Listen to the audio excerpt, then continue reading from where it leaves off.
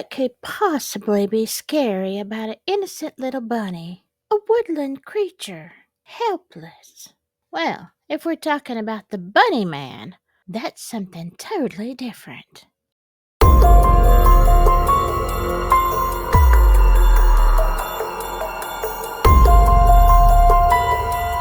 Well, hello, my spooky friends. How are you doing? We are talking about the bunny man. Now, this is something I just happened to come upon. We're going to say it's the legend of the bunny man. Now, there are two different bunny man stories that are rolling around the internet. Oh, yes, Scully. He wants to see what you think about his new glow up. I know, it's terrible. It's terrible. But he is kind of liking the limelight. I'll stop. I'll stop right now. Okay, and here's Sachi right on cue. I can't talk about Scully without Sachi just, having to show up. Say, hello, my dear. Hello. And of course, Lizzie is silently hanging out in the back. Now, what happened is I was looking for stories and I came across this video. Okay. Yes, I love you. Yes, mommy's a bunny. Oh, she's going to show her tail.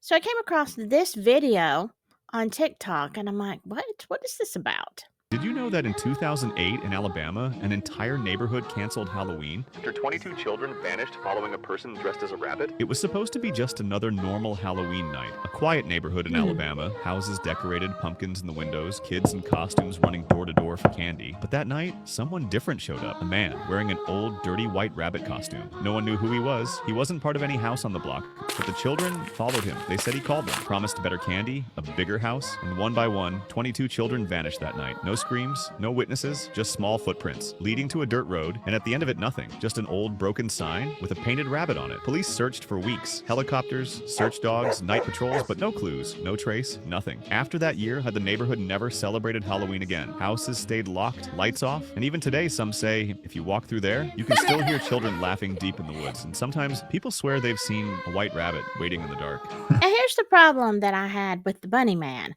I was living in Alabama in 2008, and I recall no such story. All right, now I admit my kids were a lot smaller and life was hectic, and gosh, I don't know what was going on in my life then, but still, I would have remembered such a huge story. So I went to look it up. I'm looking everywhere on the internet, and guess what? I find absolutely nothing about 22 children disappearing with a man in a bunny suit or any kind of follow up.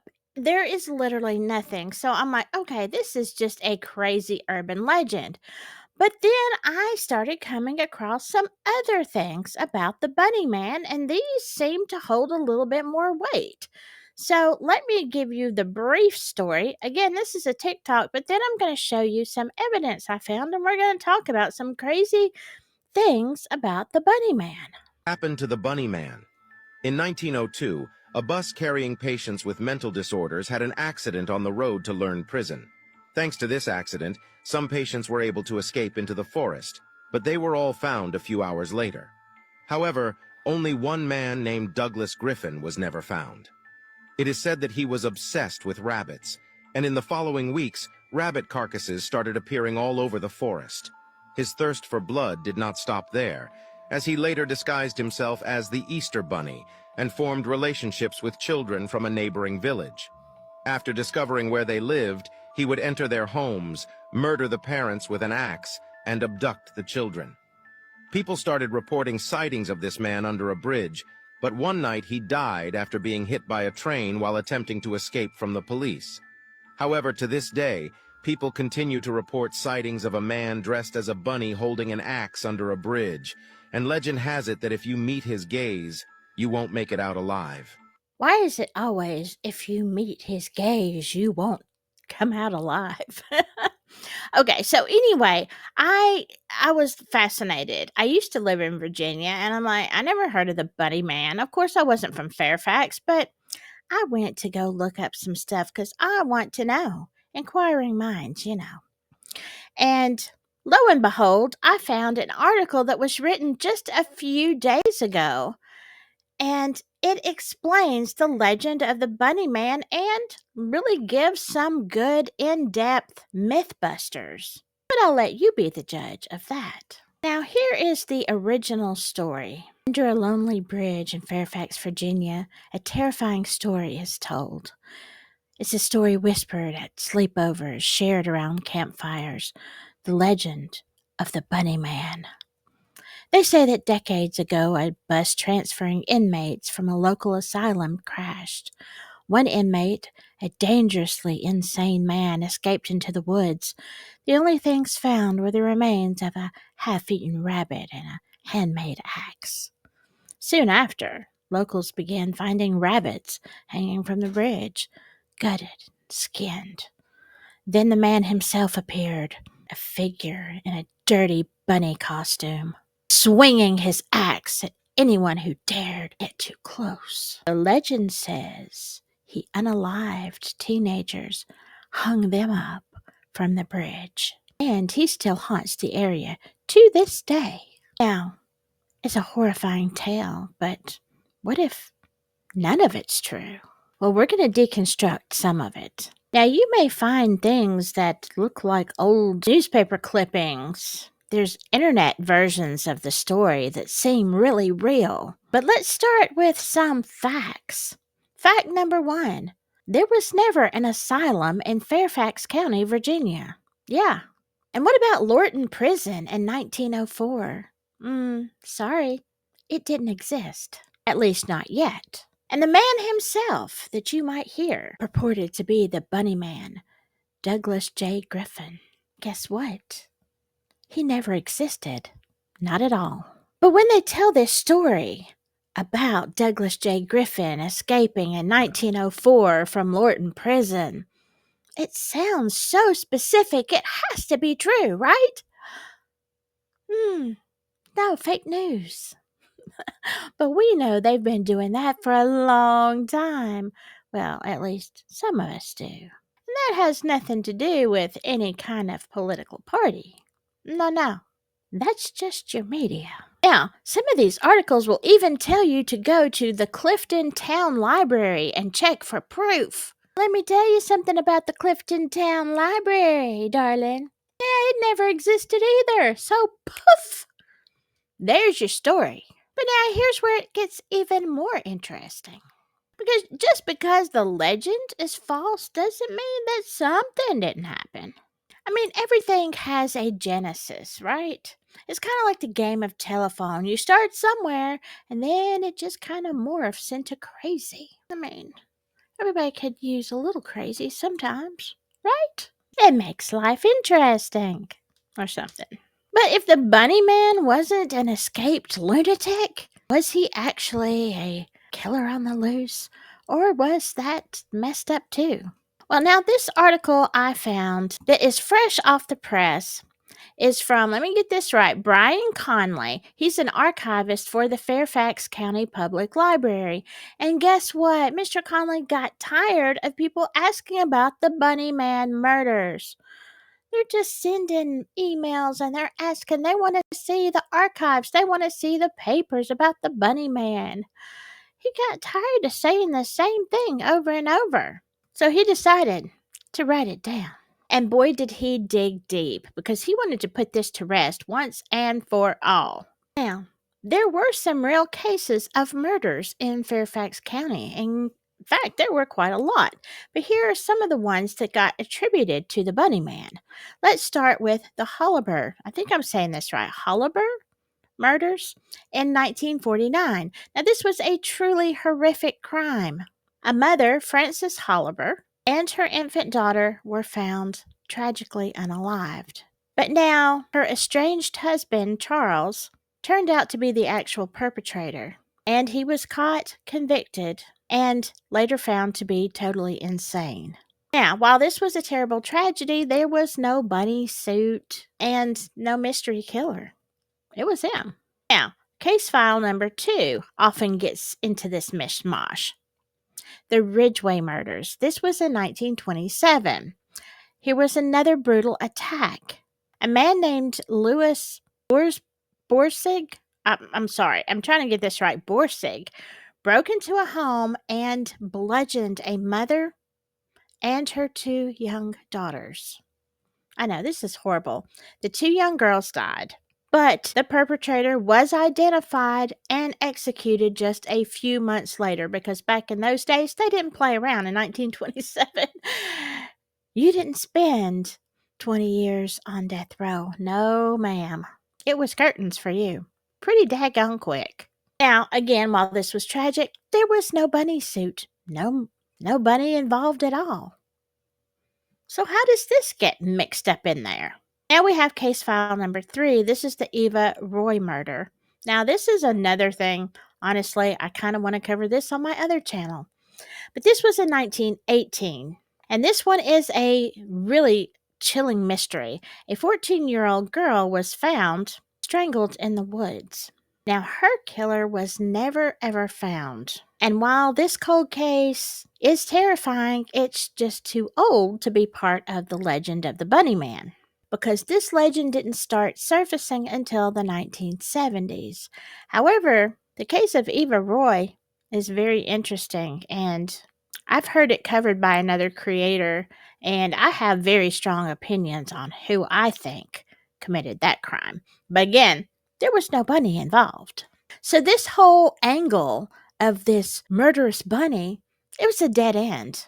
So Mr. Conley was about to give up and say, this whole thing is just a fairy tale, an urban legend, nothing ever happened. But then he found a student's paper from 1973 that was about folklore.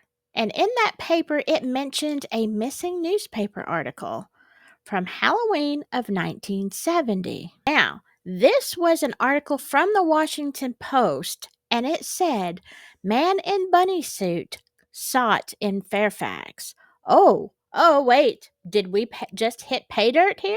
So this, Mr. Conley thought, was it. Now, he found not one but 2 articles from the Washington Post about this bunny man running around in Fairfax. The first incident happened on October 18th of 1970. An Air Force cadet, Robert Bennett, was sitting in a parked car with his fiancée on Guinea Road. Suddenly, a man in a white suit with long bunny ears ran out of the woods. The bunny man yelled, "You're on private property, and I have your tag number." And then he hurled a hatchet through the car window. Yeah, crazy bunny man. Now, he doesn't attack the passengers, he just throws the hatchet.